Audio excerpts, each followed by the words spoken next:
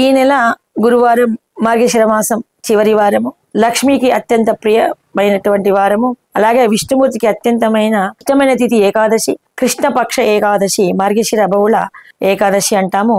దీనికి ముఖ్యమైన పేరు సఫల ఏకాదశి. ఎటువంటి కార్యాన్నైనా సఫలీకృతం చేసే ఏకాదశిని మనం సఫల ఏకాదశి అని అంటాము. ఈ సఫల ఏకాదశి రోజు మానవులు తమ కోరికలన్నీ కూడా విజయవంతం సఫలీకృతం కావడం కోసం విష్ణుమూర్తిని అత్యంత భక్తితో ఆరాధించినట్లయితే, విష్ణు సహస్రనామాన్ని పఠించినట్లయితే, జొన్న పేలాలను జొన్న సత్తును బెల్లంతో కలిపి నివేదించినట్లయితే సఫల ఏకాదశి రోజు కోరుకున్న కోరికలన్నీ సఫలీకృతమవుతాయి.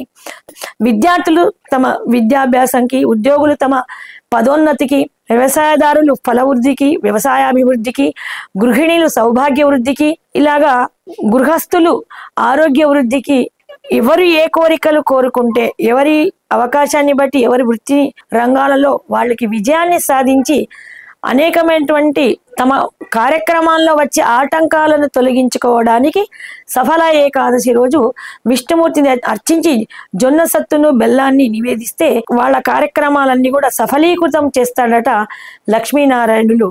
అందుకని సఫల ఏకాదశి నాడు మహాలక్ష్మిని, విష్ణుమూర్తిని భక్తి శ్రద్ధలో పూజించిన వాళ్ళు అన్నింటా సఫలీకృత అవుతారని నారద పురాణం చెప్తోంది.